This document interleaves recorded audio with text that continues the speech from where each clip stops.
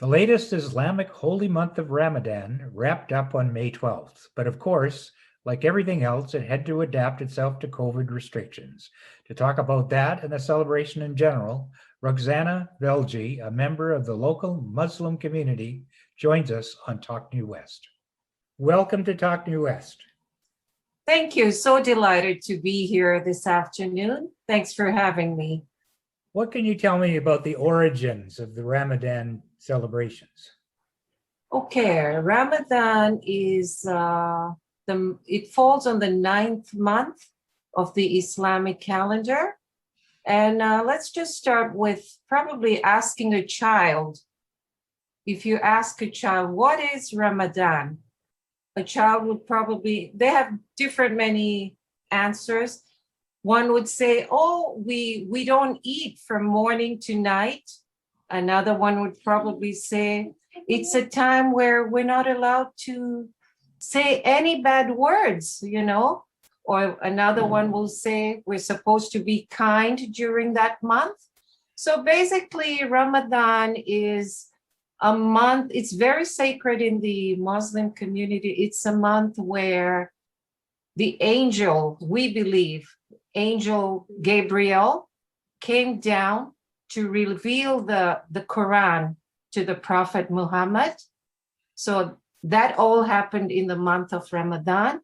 That's why it's very sacred in the Islamic world, Ramadan. And it's where we do honor that by fasting 29 to 30 days. So that's a basic breakdown of Ramadan. So over the months, are there different stages, the different things that happen apart from the fasting? Yes. During Ramadan, I think the key here is to better yourself as a human being. We abstain from things like eating, drinking, foul language, doing a little more charity during that month.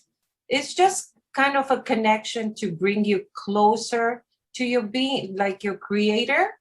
So we are supposed to do that all around the year. But I think during this month, because you're not eating, you're not drinking. And another thing is, I think it's to make you realize how fortunate we are to have that meal every time you want to. And it makes you realize how people out there, many of us, how unfortunate we are, and we're not able to get what the normal capacity is able to. So I think that's one of the main reasons we have Ramadan. Are there increased visits to the mosque, or? Generally, besides this year and the last year, of course, with the pandemic going on, Ramadan is usually very celebrated in the mosques. We have like certain prayers we call tawajjud. That's usually a congregational prayer where people go after breaking your fast, the iftar. They all go there, congregate, pray, eat, celebrations. And because of course, COVID this year, many people, we're all forced to do this from home. It still happens, but with your family, we do the prayers. It's not mandatory, of course, but people do that during the month of Ramadan, congregational prayers. And besides the 5 prayers a day, we do the extra prayers, bringing you closer to your Lord, of course.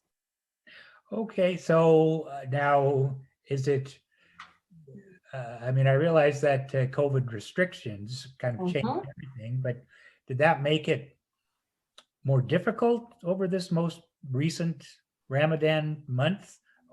Personally speaking, I think it did, because one of the reasons fasting it is a hard month, of course. You're not eating whole day, But the best part was looking forward to when you're breaking your fast.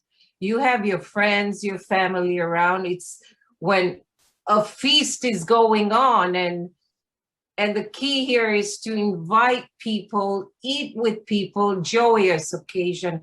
Of course, with the pandemic and the restrictions, you're not allowed to bring, we weren't even allowed to have my parents over because of what was going on. So everyone was in their own house, and we did this every evening on Zoom, and look what I cooked, here I go, so of course a big difference, and hopefully next year things will be back at a norm, yes. So, just in terms of fasting, you are allowed to eat something. So, is there restrictions on? There is a total restriction from dawn till dusk. You're not allowed to drink, you're not allowed to eat, you're not allowed to smoke, you're not allowed to practically put anything in your mouth except the saliva you have that God has given you. Basically, you're not allowed to put anything in your mouth. But then again, we do have this thing where you can get up just before dusk, and people usually get up and eat something like fulfilling, heavy to keep you going, like just to keep it in there. But of course, being restricted from eating from anywhere from 12 to 16 hours, it is very hard, regardless of what you eat first thing in the morning. Is part of the rituals is what about pilgrimages? Have you ever been to now I've forgotten the name. Is it Mecca? Mecca? Yeah, that's in Saudi Arabia. Have you I was blessed enough to be able to take my mom 3 years ago. So we didn't really, there is what you call the Umrah, where you can go and practice all your rituals before the actual time. When the thing where you get 2 to 3 million people congregating, that is called Hajj. And it's a specific time in the calendar. But prior to that or after that, you can go, and that is called Umrah. So I was lucky enough to take my mom, and we did, and we still had about, I think there were 300,000 people at that time. And that's not considered like, a norm. That's a very quiet moment. But the shocking part is how everything just goes so smoothly. I think they're so equipped with everything that it's just like everything just flows. We were blown away, but yes, we had the privilege of doing that. And I was honored to take my mom, of course. And that they encourage a Muslim to do at least once in your lifetime, if you're able to, of course, health permitting, and if, of course, financially permitting. But then again, we have a lot of Muslims sponsoring another person and sending them out on their behalf, or just saying good deed. It's considered a good deed if you're able to send a fellow Muslim to do that ceremony. Yeah. And now, Ramadan is based on the lunar calendar rather than the Western solar calendar. Mhm. What are the main differences in terms of how you approach? Well, I guess with the lunar calendar, it's based on a monthly basis, 29, 28